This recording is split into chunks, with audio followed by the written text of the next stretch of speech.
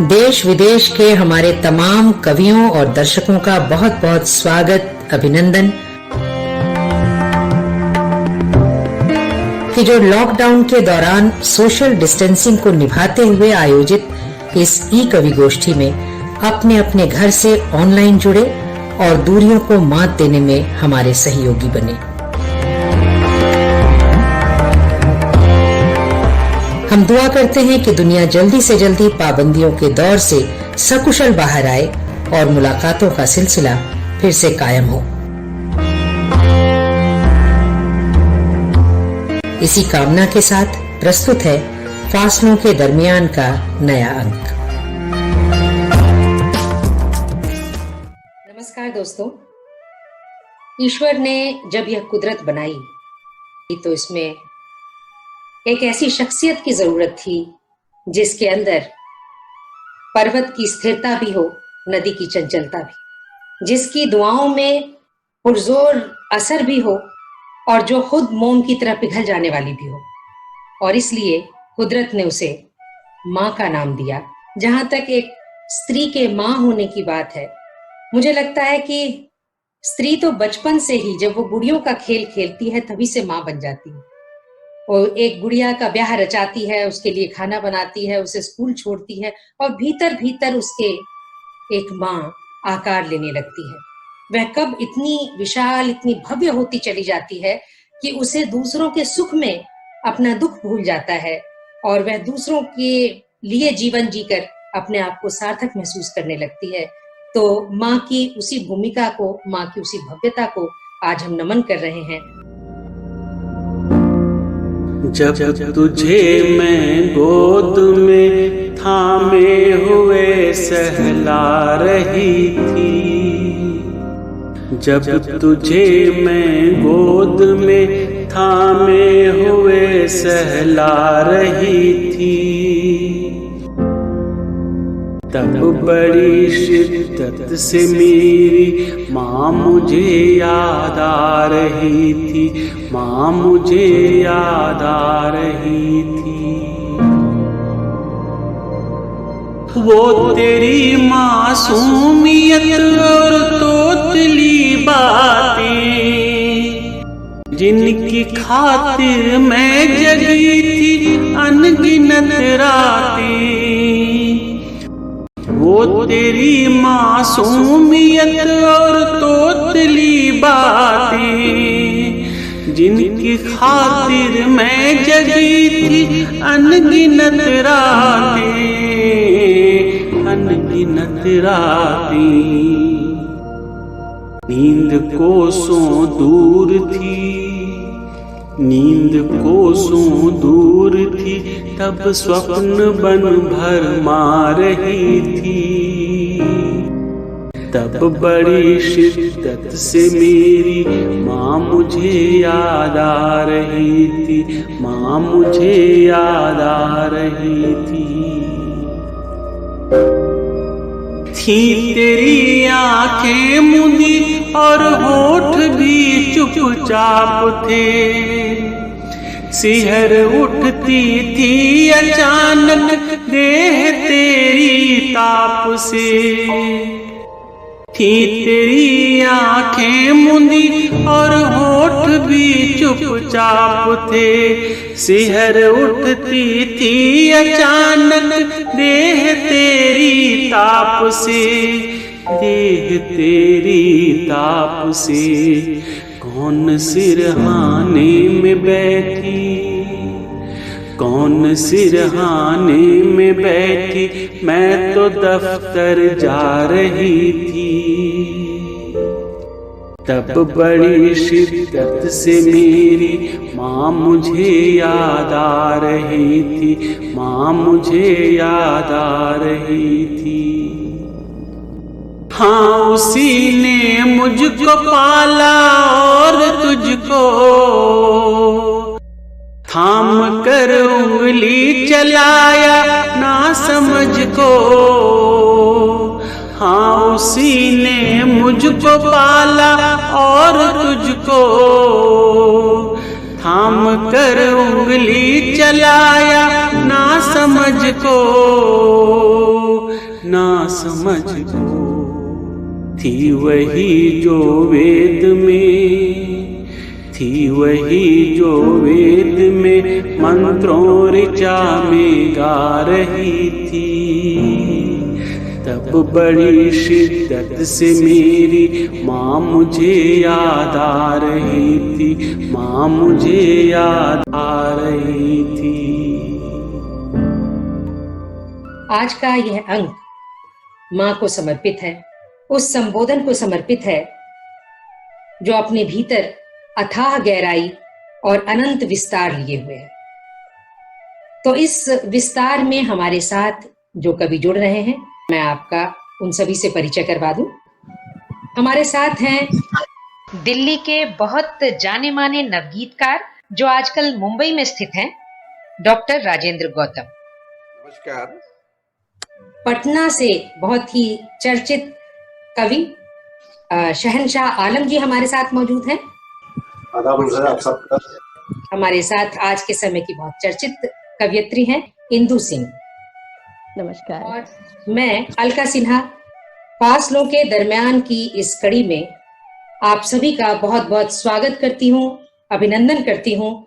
ये जो आज की कड़ी है, ये ईश्वर की एक ऐसी अनूठी कृति को लेकर चलती है जिसे माँ कहते हैं, जिसके साये में ये पूरी की पूरी दुनिया जो है वो महफूज है। आइए हम इसकी शुरुआत करते हैं और सबसे पहले हम चलते हैं उन्नाव की रहने वाली और फिलहाल दिल्ली में अपनी रचना कर्म से जुड़ी हुई हैं इंदु सिंह जी के पास। फासलों के दरमियान कार्यक्रम से जोड़ने के लिए बहुत बहुत आभार, बहुत शुक्रिया। और गोष्ठी आज माँ पर आधारित है, जबकि सच्चाई ये है कि जब कभी भी मैंने माँ पर लिखना चाहा है, मैं लिख नहीं पाई हूँ। कुछ खत हैं मेरे जो आधे अधूरे लिखे मेरी डायरियों में पड़े हुए हैं। 2 छोटी छोटी कविताएं हैं, वो मैं आप सभी के साथ रखती हूँ। स्वागत। कविता। माँ, तुम्हारी नम आंखें बहा देती हैं पूरा जहान मेरा। तुम्हारी नम आंखें बहा देती हैं पूरा जहां मेरा। तुम्हारी एक मुस्कान उड़ने को दे देती है मुझे पूरा आसमान। बहुत बढ़िया। तुम्हारे चेहरे की शिकन और मंथन घनघोर अंधेरे में भी चीर देती है मुझे। नजर आता है फिर उसी में जीवन दर्पण। खोजती हूँ खुद को तुम्हारी सांसों में, जानती हूँ चमकी तुम्हारी रूह हूँ मैं। माँ, तुम हो तो हूँ मैं। माँ, तुम हो तो ही मैं हूँ। दूसरी एक छोटी सी रचना है कि माँ जिंदगी है, पूरी दुनिया से परे सिर्फ तुम हो और तुम्हारा प्यार। जब कुछ नहीं दिखता तब तुम दिखती हो, जब कोई नहीं सुनता तब भी तुम सुनती हो।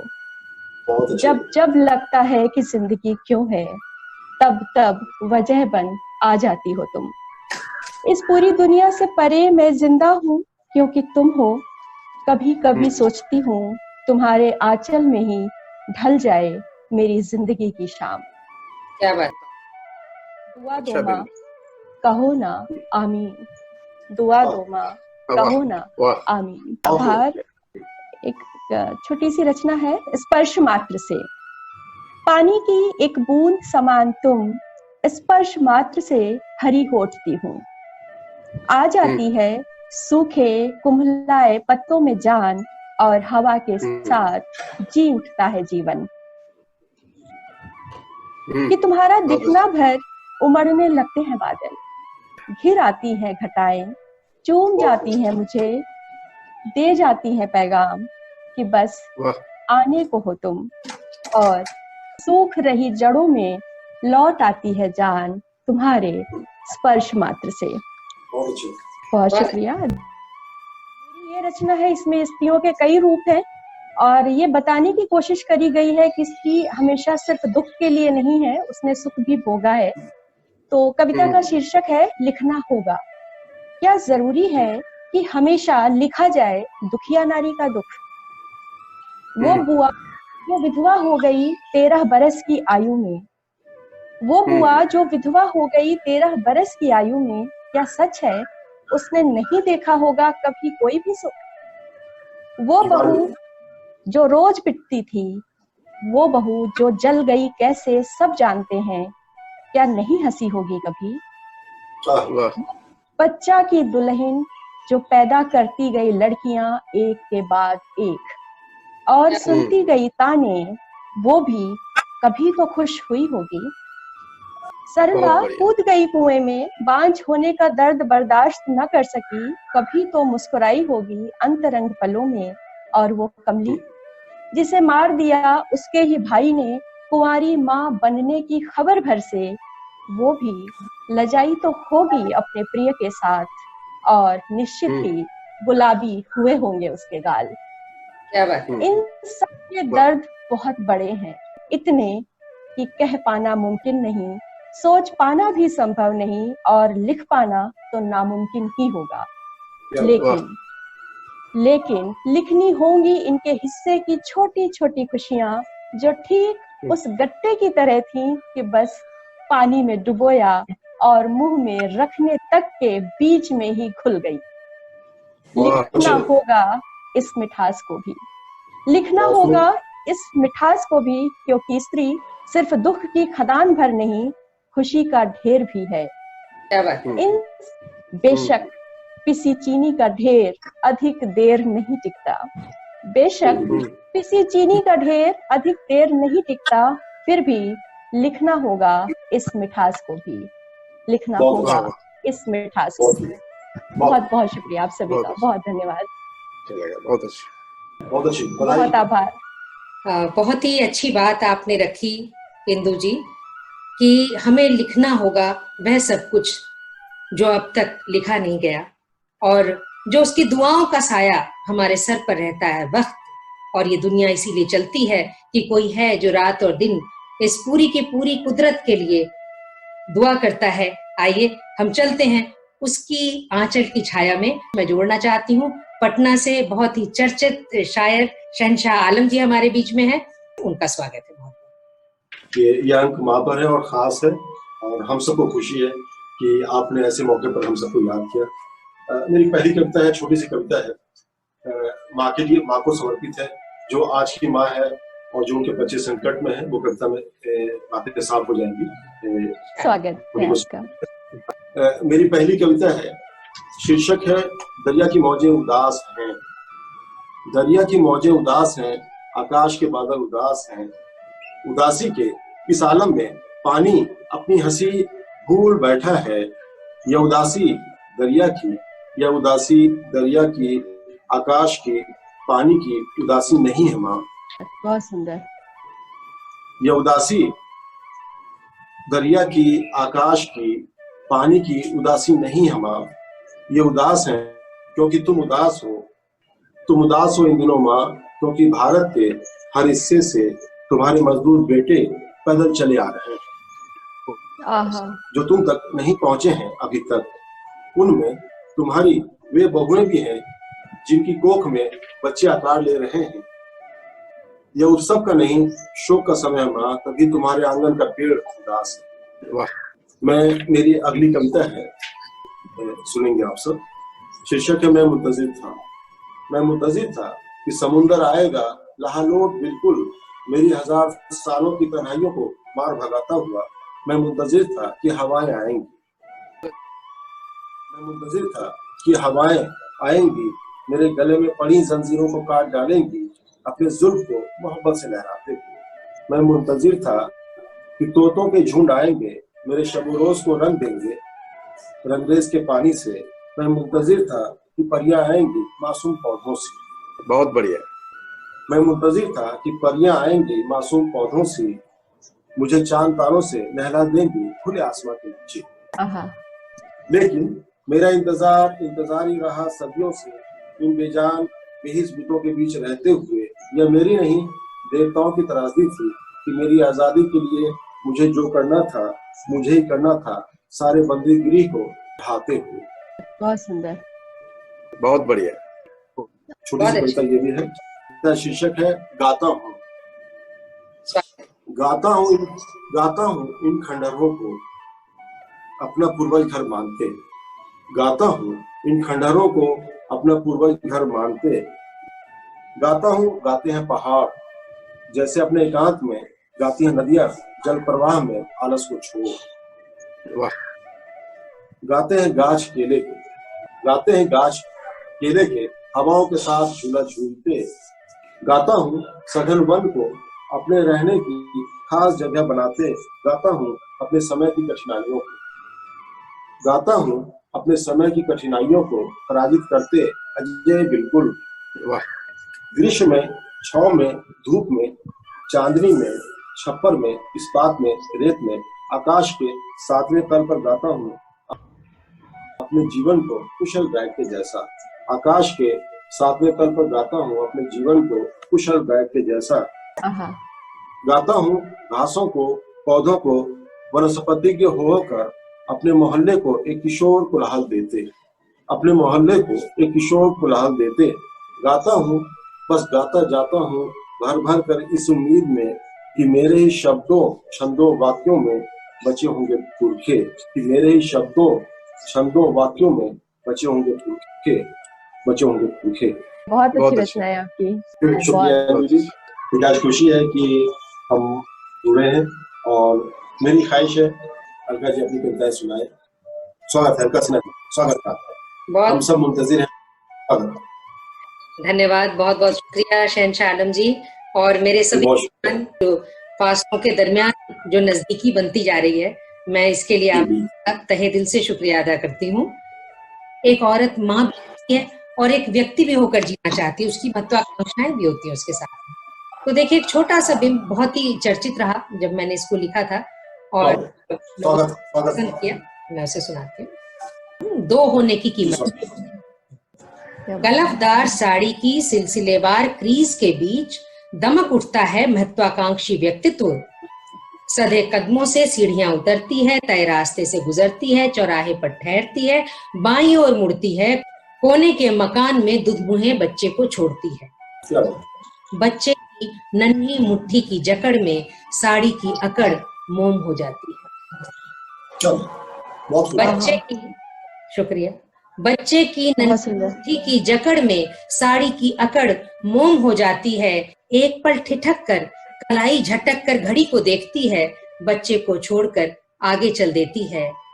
बच्चे का रोना दूर तक साथ जाता है, बच्चे का दूर तक साथ जाता है। चौराहे पर दोनों टकराते हैं, कलफदार साड़ी और मोमदार चेहरा। चौराहे पर दोनों टकराते हैं, कलफदार साड़ी और मोमदार चेहरा झांकते हैं एक दूसरे की आंखों में और वह 2 से 3 हो जाती है। 2 घूंट आंसू पीकर 2 होने की कीमत अदा कर दोनों के बीच से जाती है, दोनों के बीच से निकल जाती है। बहुत गहरा है, बहुत गहरा है। बहुत बढ़िया। बहुत बहुत शुक्रिया कि माँ का संबंध ऐसा होता है कि वो अकेले जीवन काट लेती है लेकिन बेटे की बुराई नहीं करती। अपने आस पड़ोस में जब अपने बच्चों की बात करती है तो उसके मुंह से हमेशा तारीफ ही निकलती है, हमेशा उसके आगे बढ़ने के लिए दुआ ही निकलती है। एक शेर मुझे अपना लिखा ध्यान आता है कि जिसकी खातिर कोख में ही मार डाली बेटियां, जिसकी खातिर कोख में ही मार डाली बेटियां, वो बसा परदेस जा रहने लगा मौसम। तो तस्वीर का जो ये रुख है, इसे भी बहुत ही खूबसूरती से डॉक्टर राजेंद्र गौतम ने खास करके अपने एक नवगीत में, जो उनका वृद्धा पुराण नाम से बहुत चर्चित हुआ है, उसमें जाहिर किया है। मैं बुलाना चाहती हूँ डॉक्टर राजेंद्र गौतम को कि वे अपने पसंद की जो भी रचना सुनाना चाहें, पर एक ये रचना मुझे लगता है आज के लिए बड़ी उपयुक्त रहेगी, तो मैं चाहूंगी कि उसे भी जरूर हमारे दर्शकों के बीच में रखें। डॉक्टर गौतम। धन्यवाद अलका जी। इसलिए भी विशेष धन्यवाद कि इस हवाई कवि गोष्ठी में मुझे शामिल किया। यद्यपि यह हवाई रहती नहीं है, जमीन से जुड़ी हुई है। हवाई सिर्फ इसी रूप में कि पूरे अंतरिक्ष तक फैली हुई है। यह मेरे लिए विषय को लेकर कविता लिखना कभी संभव नहीं हुआ, इसलिए माँ भी मेरे लिए विषय नहीं है। माँ मेरे लिए संवेदना है और उसी संवेदना ने कुछ चीजों को जन्म दिया है। मैं शुरुआत अम्मा का संसार इस शीर्षक से कुछ दोहों से कर रहा हूं। तो ये दोहे एक ही लंबी रचना का हिस्सा है, अम्मा का संसार। चला कहीं जाए नहीं मेहमानों का ध्यान, धीरे धीरे माँ हुई कोने का सामान, धीरे धीरे माँ हुई। और बड़का दिल्ली जा बसा, बड़का दिल्ली जा बसा, मझला दूजे देश, दीपक धर्मा थान पर मांगे कुशल हमेश, दीपक धर्मा थान पर मांगे कुशल हमेश। क्या बात है, बहुत प्रगति कर ली है। धन्यवाद। बहुत प्रगति कर ली है हमने। और ये जो गोष्ठी है, वर्तमान गोष्ठी, ये उस तकनीकी प्रगति का सूचक ही है, उसी से जुड़ी हुई बात है। व्यर्थ सभी संचार है, तार और बेतार, और खटिया तक महदूद है अम्मा का संसार, खटिया तक महदूद है अम्मा का संसार। बहुत बढ़िया।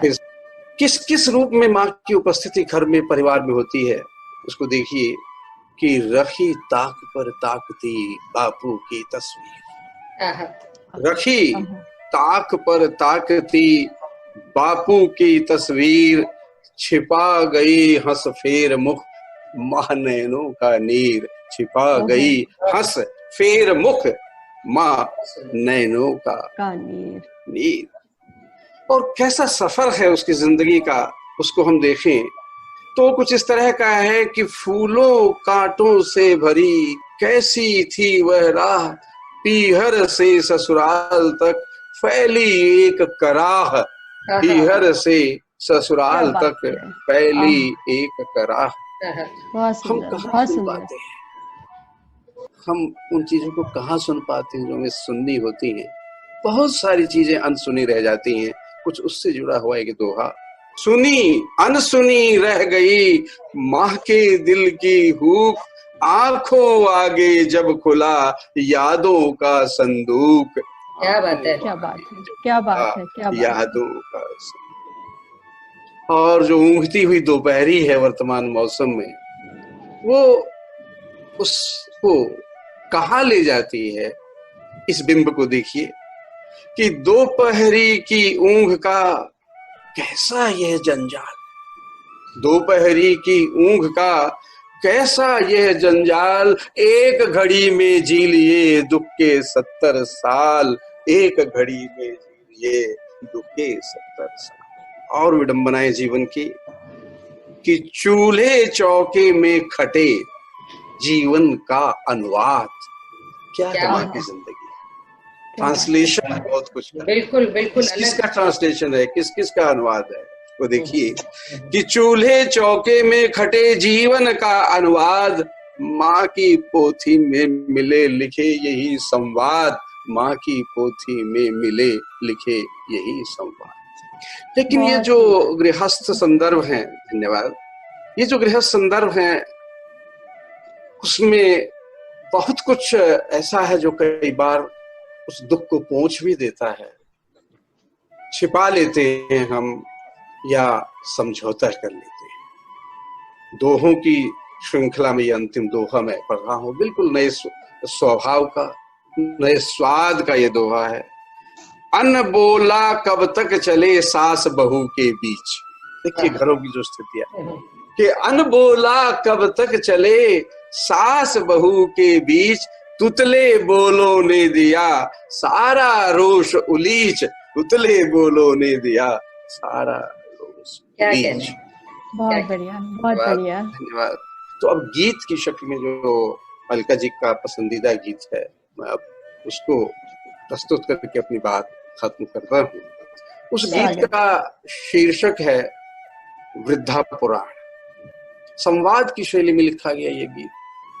दो बुढ़िया आपस में संवाद कर रही हैं कि मझले की चिट्ठी आई है ओ मित्री की माँ, परदेशों में जाकर भी वह मुझको कब भूला, पर बच्चों की नहीं छुट्टियां आना मुश्किल, वह तो मुझे बुला ही लेता अपने क्वार्टर पर, अरे सोच कब लगता मेरा दिल्ली में दिल है, भेजेगा मेरी खांसी की भेजेगा मेरी खांसी की जल्दी यही दवा, मझले की चिट्ठी आई है ओ मित्री की माँ, मझले की चिट्ठी आई।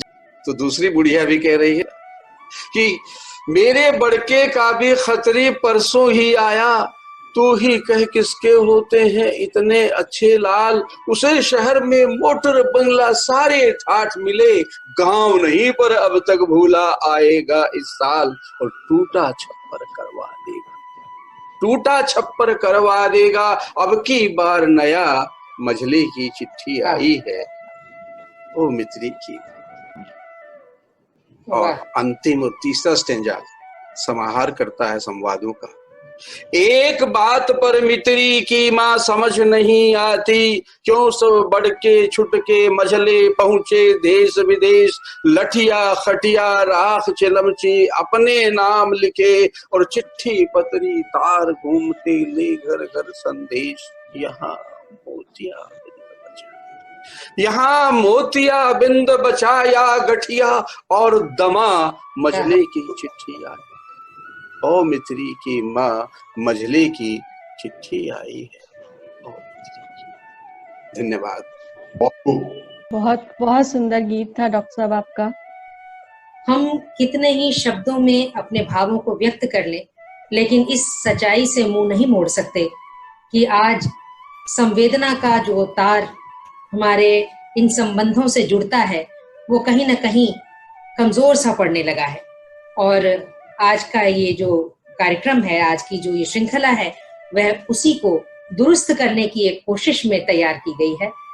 दायित्व बोध का भी एक बहुत बड़ा मंच है, जिसमें हम अपनी कविताओं के जरिए, अपनी रचनाओं के जरिए उस दायित्व को भी जगाना चाहते हैं जो हम सब से अपेक्षित है, हम उसका वहन करें। तो आइए आपके एक और दायित्व से हम जुड़ते हैं, और हमारे वे सभी दर्शक जो हमारी इन प्रस्तुतियों को देखने के बाद अपनी बात हमसे करते हैं, उनके बिना ये परिवार अधूरा रहता है। इस बार की प्रतिक्रियाओं में एक खास प्रतिक्रिया जो मैं आपके सामने रखना चाहती हूँ वो आज के चर्चित दोहाकार नरेश शांडिल्य जी की है, जो हमारे फासलों के दरमियान की कवि गोष्ठी में शिरकत भी कर चुके हैं और लगातार हर अंक पर अपनी टिप्पणियां देते रहे। आज मैं उन्हीं की लिखी हुई एक प्रतिक्रिया आपके बीच में पढ़ना चाहती हूँ। नरेश शांडिल्य लिखते हैं, अंजू जैन को काफी दिनों बाद सुना। मुझे उनकी कविताएं, गीत, गजलें बहुत पसंद हैं, बल्कि मैं शुरू से उनका प्रशंसक रहा हूं। अलका जी ने बहुत सुंदर गीत प्रस्तुत किया। राजेंद्र निगम, इंदु निगम का किसी गोष्ठी में होना ही उसे उत्सव बना देता है। शाद्वल बिटिया तो हमारी पर्दे के पीछे से हर गोष्ठी में कमाल करती ही हैं। असली सूत्रधार तो दरअसल वही है। अगर एडिटर अच्छा ना हो तो कोई फिल्म सुपरहिट नहीं होती, क्यों अलका सिन्हा जी? नरेश जी, आपने जो शाद्वल के लिए बात कही उसके लिए मैं खास तौर पर आपका बहुत बहुत स्वागत करती हूँ और धन्यवाद भी करना चाहती हूँ। मगर ये भी कहना चाहती हूँ कि असली नायक तो दरअसल वो है आप जैसे कवि, जो हमारी युवा पीढ़ी के अंदर भी उत्साह का संचार करते हैं और जो हम चाहते हैं मगर तकनीकी रूप से समृद्ध न होने के कारण कई जगह रुक जाते हैं। तो उन बाधाओं को दूर कर आज की पीढ़ी हमारे साथ जुड़ रही है और इसे आगे लेकर चल रही है। आपके जो शब्द हैं वे इस ओर उन्हें और भी अग्रसर करते हैं, उत्साहित करते हैं। आपका बहुत बहुत धन्यवाद। इस अंक में हमने माँ से जुड़ी हमारी जो संवेदनाएं हैं उसे रखने की कोशिश की।